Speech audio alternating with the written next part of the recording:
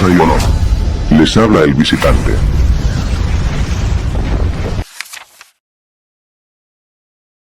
El misterio de Belicena Vilca.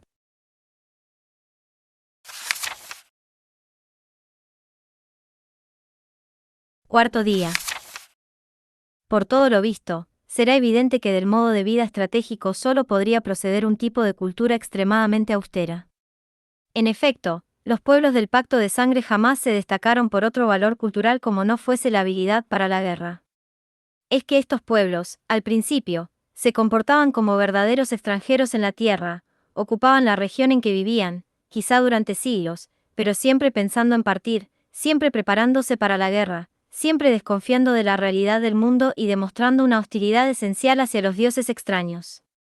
No debe sorprender, pues, que fabricasen pocos utensilios y aún menos objetos suntuarios. Sin embargo, aunque escasas, las cosas estaban perfeccionadas lo bastante como para recordar que se trataba de pueblos de constructores, dotados de hábiles artesanos. Para comprobarlo no bastaría más que observar la producción de armas, en la que siempre sobresalieron, estas sí se fabricaban en cantidad y calidad siempre creciente, siendo proverbial el temor y el respeto causado por ellas en los pueblos del pacto cultural que experimentaron la eficacia de su poder ofensivo.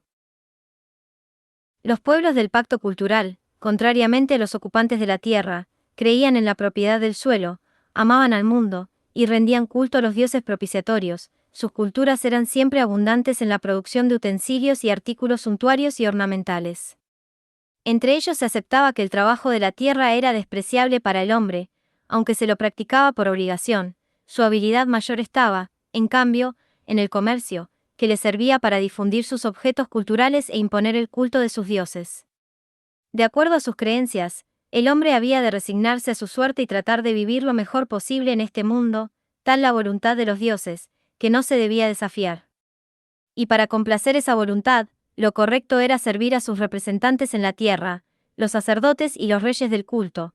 Los sacerdotes transmitían al pueblo la voz de los dioses y suplicaban a los dioses por la suerte del pueblo, paraban el brazo de los reyes demasiado amantes de la guerra e intercedían por el pueblo cuando la exacción de impuestos se tornaba excesiva. Eran los autores de la ley y a menudo distribuían la justicia, que males no se abatirían sobre el pueblo si los sacerdotes no estuviesen allí para aplacar la ira de los dioses. Por otra parte, según ellos no era necesario buscar la sabiduría para progresar culturalmente y alcanzar un alto grado de civilización, bastaba con procurar la perfección del conocimiento. Por ejemplo, bastaba con superar el valor utilitario de un utensilio y luego estilizarlo hasta convertirlo en un objeto artístico o suntuario. La sabiduría era propia de los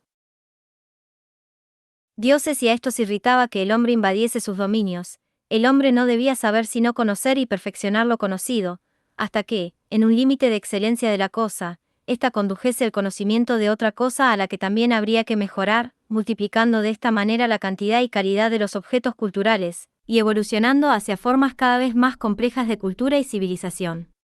Gracias a los sacerdotes, pues, que condenaban la herejía de la sabiduría pero aprobaban con entusiasmo la aplicación del conocimiento en la producción de objetos que hiciesen más placentera la vida del hombre, las civilizaciones de costumbres refinadas y lujos exquisitos contrastaban notablemente con el modo de vida austero de los pueblos del pacto de sangre.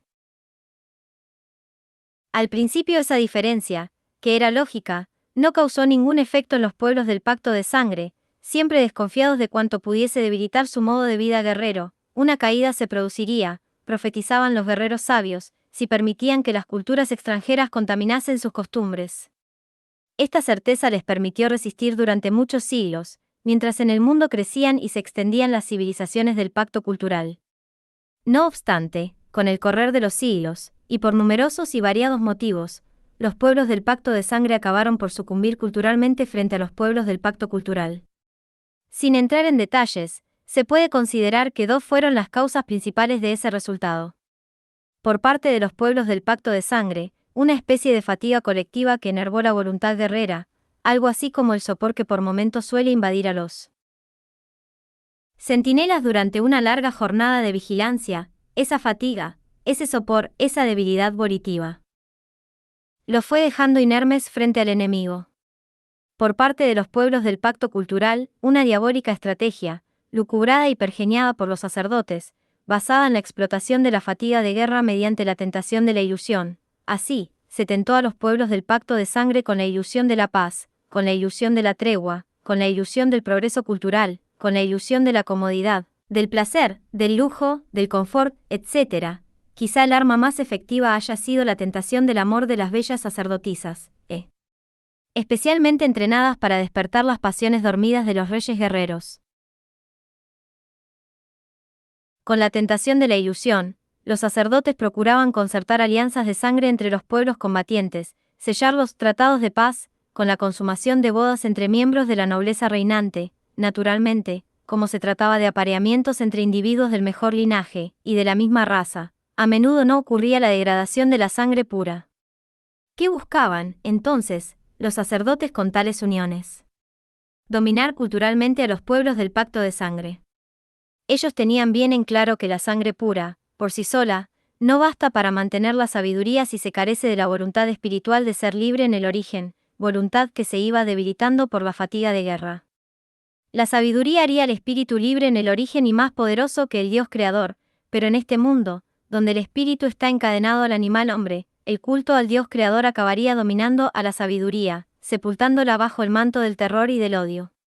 Una vez sometidos culturalmente, ya tendrían tiempo los sacerdotes para degradar la sangre pura de los pueblos del pacto de sangre y para cumplir con su propio pacto cultural, es decir, para destruir las obras de los atlantes blancos. En mi pueblo, Dr. Signagel, las cosas ocurrieron de ese modo.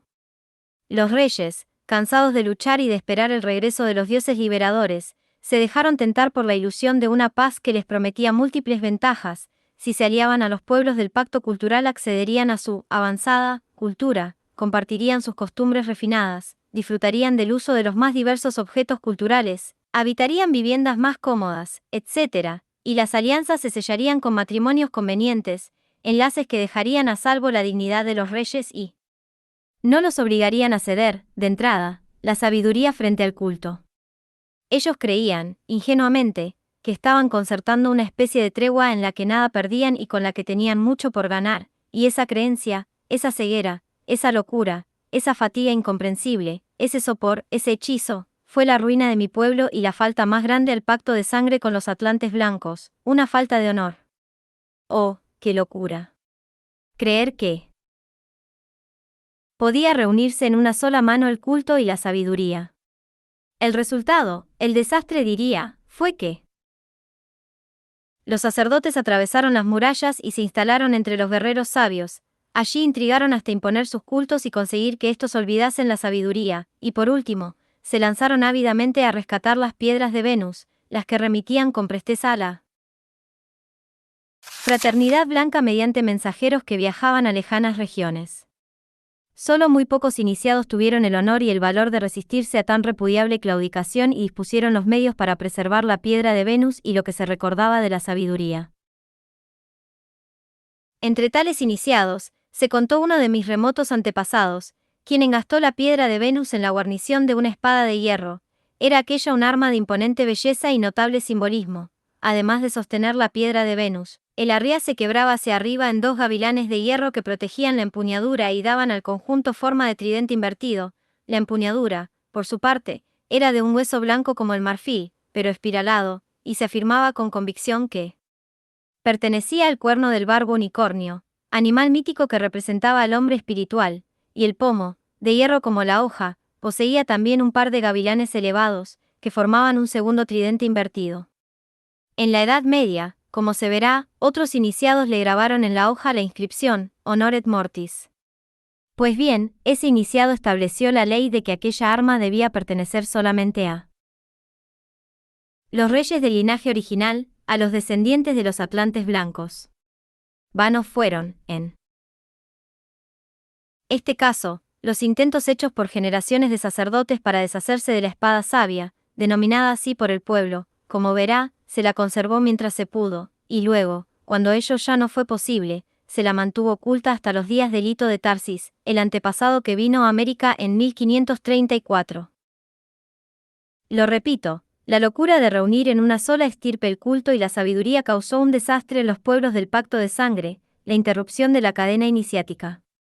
Ocurrió así que en un momento dado, cuando los dioses del culto se impusieron, se apagó la voz de la sangre pura y los iniciados perdieron la posibilidad de escuchar a los dioses liberadores. La voluntad de regresar al origen se había debilitado hacía tiempo y ahora carecían de orientación. Sin la voz, y sin la orientación hacia el origen, ya no había sabiduría para transmitir, ya no se vería el signo del origen en la piedra de Venus. Los iniciados comprobaron, de pronto, que algo se había cortado entre ellos y los dioses liberadores. Y comprendieron, muy tarde, que el futuro de la misión y del pacto de sangre dependería como nunca de la lucha entre el culto y la sabiduría, pero de una lucha que desde entonces ya no se desarrollaría afuera sino adentro, en el campo de la sangre. ¿Qué hicieron los iniciados al comprobar esa realidad irreversible, las tinieblas que se abatían sobre el espíritu, para contrarrestarla? Casi todos obraron del mismo modo. Partiendo del principio de que cuanto existe en este mundo es solo una burda imitación de las cosas del mundo verdadero, y ante la imposibilidad de localizar el origen y el camino hacia el mundo verdadero, optaron por emplear los últimos restos de la sabiduría para plasmar en las estirpes de sangre más pura una misión familiar, consistente en la comprensión inconsciente, con el signo del origen, de un arquetipo. Hay que advertir lo modesto de este objetivo. Los antiguos iniciados, los guerreros sabios, eran capaces de comprender a la serpiente, con el signo del origen, y la serpiente es un símbolo que contiene a todos los arquetipos creados por el Dios del universo, símbolo que se comprendía conscientemente con el signo increado del origen. Ahora los iniciados proponían, y no quedaban otras opciones, que una familia trabajase, a ciegas, sobre un arquetipo creado, tratando de que el símbolo del origen presente en la sangre lo comprendiese casualmente algún día y revelase la verdad de la forma increada. En resumen, Dr. Ciegnagel, a ciertas estirpes, por cuyas venas corre la sangre divina de los atlantes blancos, se les asignó una misión familiar, un objetivo a lograr con el paso de incontables generaciones que irían repitiendo perpetuamente un mismo drama, girando en torno de un mismo arquetipo. Como el alquimista revuelve el plomo, los miembros de la familia elegida repetirían incansablemente las pruebas establecidas por los antepasados, hasta que uno de ellos un día, girando un círculo recorrido 1000 veces bajo otros cielos, alcanzase a cumplir la misión familiar, purificando entonces su sangre astral.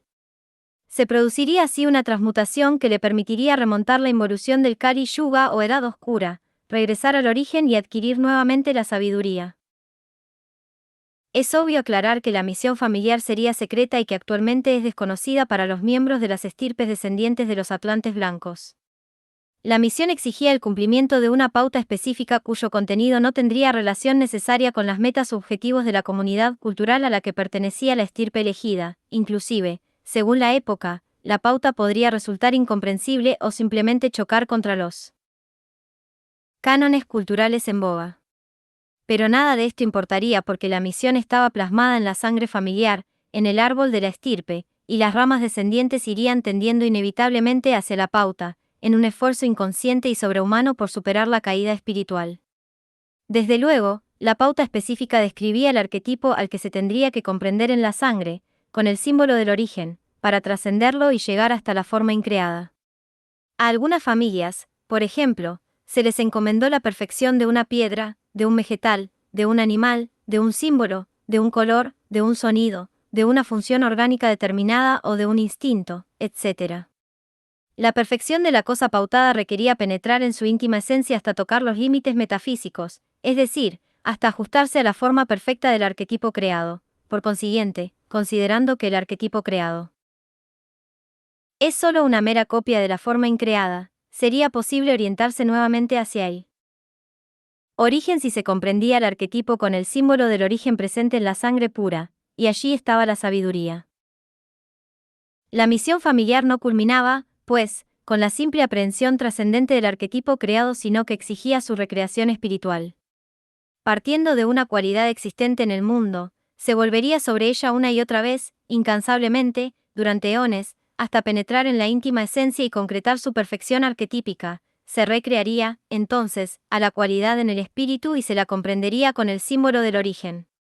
Solo así se daría la condición de la existencia para el espíritu, solo así el espíritu sería algo existente más allá de lo creado, no percibiendo la ilusión de lo creado sino recreando lo percibido en el espíritu y comprendiéndolo con lo increado. Al cumplir de ese modo con la misión familiar, la sangre astral, no la hemoglobina, sería purificada y haría posible una transmutación que es propia de los iniciados hiperbóreos o guerreros sabios, la que transforma al hombre en un superhombre inmortal.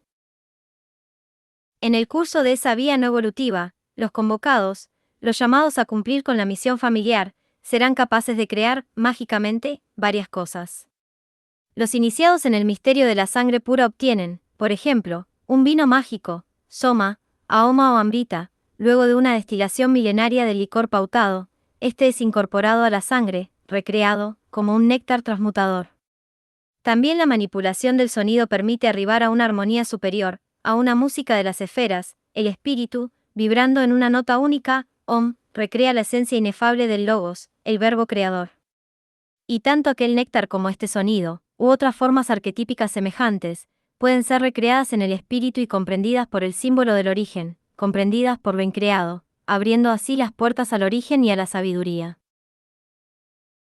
Su familia, Dr. Signahei, fue destinada para producir una miel arquetípica, el zumo exquisito de lo dulce. Desde tiempos remotos, sus antepasados han trabajado todas las formas del azúcar, desde el cultivo hasta la refinación, desde las melazas más groseras hasta las mieles más excelentes. Un día se agotó el manejo empírico y un azúcar metafísico, es decir, un arquetipo, se incorporó a la sangre astral de la familia, dando comienzo a un lento proceso de refinación interior que culmina en UD. Hoy el azúcar metafísico ha sido ajustado a la perfección arquetípica y el esfuerzo de miles de antepasados se ha condensado en su persona, la dulzura buscada está en su corazón. A UD le toca dar el último paso de la transmutación, recrear ese azúcar arquetípico en el espíritu, y comprenderlo con el símbolo del origen. Pero no soy yo quien debe hablarle de esto, pues sus antepasados se harán presentes un día, todos juntos, y le reclamarán el cumplimiento de la misión. Quinto día. Fuerza y honor. Habló el visitante.